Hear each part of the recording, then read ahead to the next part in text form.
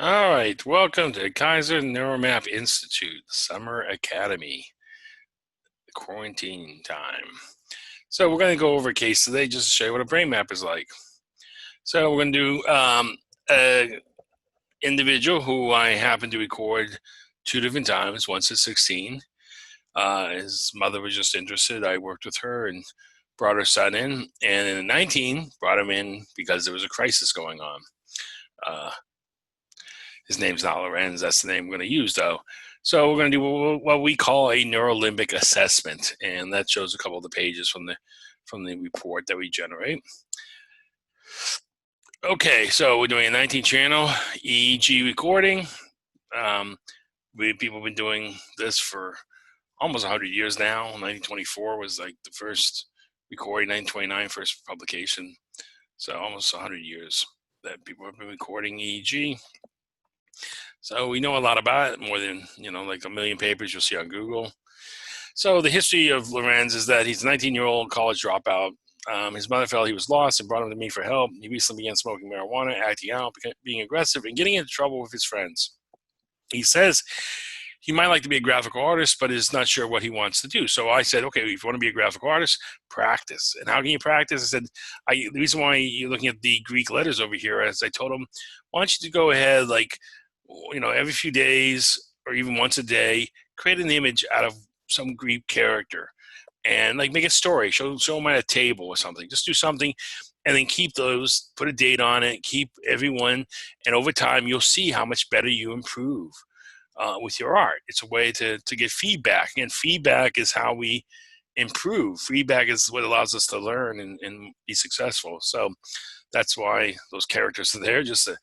It was the idea I gave him as we were doing the second recording, age 19. This is when he was in the crisis. He was adopted from South America as a toddler. Was taking marijuana but no other meds. His parents were divorced, so he was right-handed. And they were, like I said, recorded 3 years apart. 16, he was very shy. I hardly remember him. When he came in at age 19, it was like he was a wild animal. I was very nervous even to record him because he was just raw. Okay, so we're going to take these 19 channels, and the 19 channels, there are people who look at the EEG to find unusual elements of it, but to really find reliable elements, we're going to do quantitative analysis on it and compare it to healthy databases, so we can do what's called normative comparisons to how deviant it is statistically from the norm. But that's actually what it looked like at 16, just an example. We have what's called a Brodmann montage, this is what's called a surface montage. Those are the 19 electrode sites. FP1 stands for frontal pole on the odd numbers on the left, or even on the right. And if it says Z, that's 0, that's on the midline.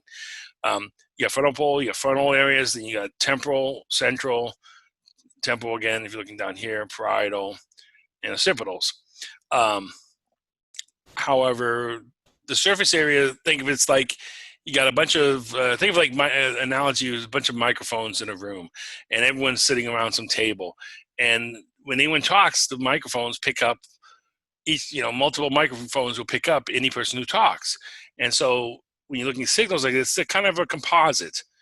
Most of them are a strong composite. A couple of channels like PZ, FC seem to be more strongly linked to a single source in the brain, the anterior and posterior cingulate.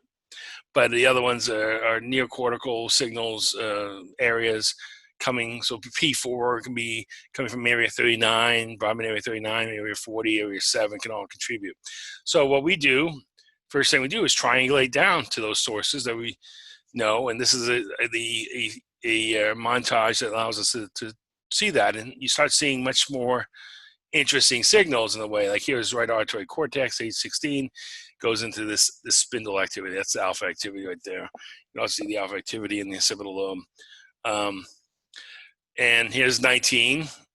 There's a lot more alpha, it looks like. In a way, alpha is, when your eyes are closed, you want to have a lot of alpha. Alpha is a sign of the brain is idling. It's not, and nothing's being asked of it. When your eyes are closed and you're asked to just let your mind wander, and eyes closed, resting baseline recording, you should see a lot of alpha activity, especially in the back of the head, posterior part of the head, the parietals, the occipitals.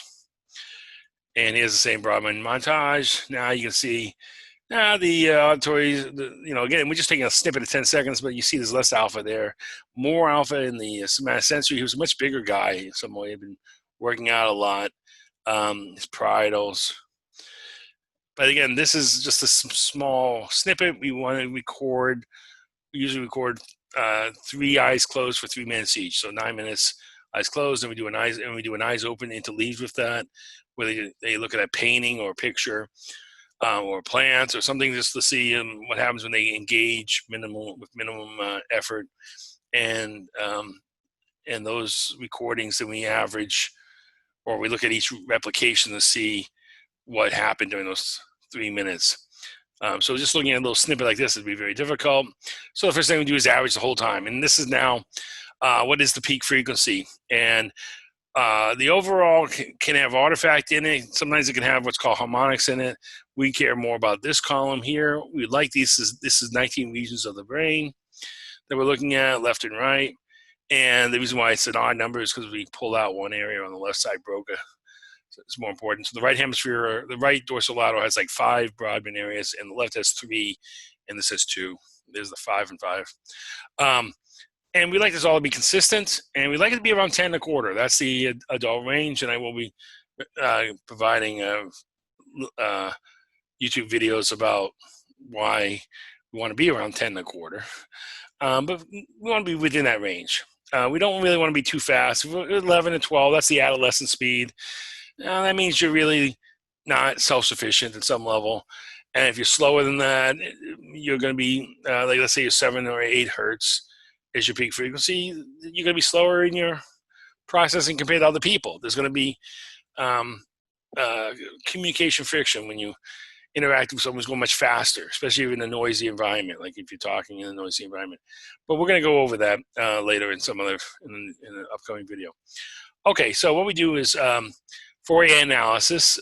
We take a signal and convert it over to this what's called a spectral plot.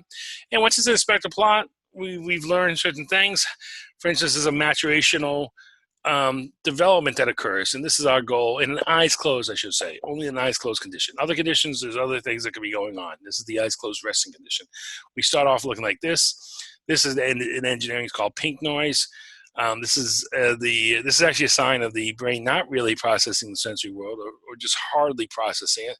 And this is one where it's it's in balance with the sensory world, and it's going to process it. It's very efficient. So as this explains here, we don't want excessive amount in this low range. Excessive data is usually typically not a good thing to have in a nice close condition. It all depends on what you're recording. You're going to have some bumps sometimes faster than the alpha peak. Those harmonics, we'll go over that in another video. Okay, so this is a spectral plus. The red lines, these are 19 regions. This is where you make decisions in the front of the head, dorsolaterals. This is your visual processing area. This is your parietal area. Somatosensory, I have to, because of how things are arranged with 19 electrodes, usually all the graphics of 19 images. The somatosensory, if you were looking at the head, would be more like where the motors are. They would share the same space, but it would be too crowded there, so we put the somatosensory in this location. You can see what we want is alpha peaks. That's what we want. We don't want all this energy, all this height over the 7, in between like 5 to 7 if there was a 5 there. We don't want that 4 to 7, that theta activity.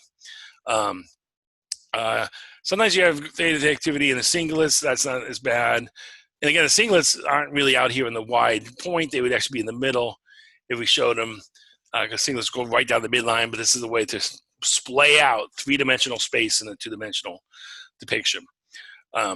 Okay, so what you see in the 3 years that happened, slight improvements. We see a slight little alpha, but there was no intervention.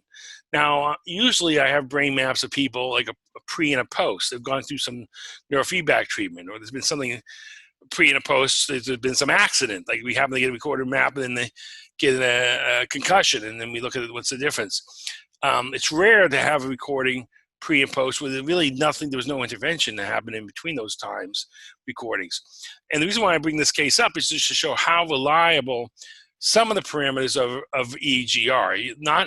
Most of EEG is really good at moment-to-moment changes of what's going on in brain activity. We don't want to care about. We don't want those what's called state parameters. We want trait parameters. We don't want the moment-to-moment changes. We want the habits. We want those the Gulf Stream routes. We want the circuits that are constantly acting the same, because that's what we want to do. Because those are the ones that are the habits that reflect the behaviors that reflect clinical symptoms, such as depression and anxiety, or whatever the reason the person's coming in for neurotherapy. So we do a brain map, and we want not to assess the state moment-to-moment changes. We want to do the traits, the habits.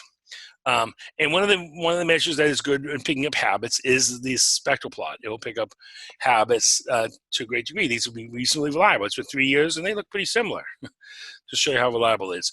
But a lot of EEG parameters are very sensitive to the changes of the moment, so they're not good. So, but the good news is I've been doing this 30 years, and I created a software program that had 30 parameters that we looked at. Eventually, I threw away all 27 of them for various reasons. A lot of them were good for state. And of the 3 that remain, you still had to fine-tune it to this frequency that was most reliable as a trait parameter, which is coming up. Okay, so spectral entropy. This is actually an entropy map. A lot of people will use power or magnitude. Entropy is more reliable, so it's a better measure. Relative magnitude, relative power, okay, but if you can get the entropy, that's the best. And this is now a normative comparison, comparing the healthy teens. The database actually of kids I taught at college, most of the databases that we're looking at here, he's being compared to. And you can see how similar it is. Blue here means excess, pink is excess, blue is deficit. And you can see he has a deficit in the same range as this beta range, a little bit of excess in the alpha range. But you can see how reliable it is. Pretty reliable. A little bit changed, but it's pretty reliable as entropy is. But entropy, I'd say, is like 80% a trait, maybe 90% a trait. We're going to be coming up with theta unity, and theta unity is even more reliable as a trait measure. So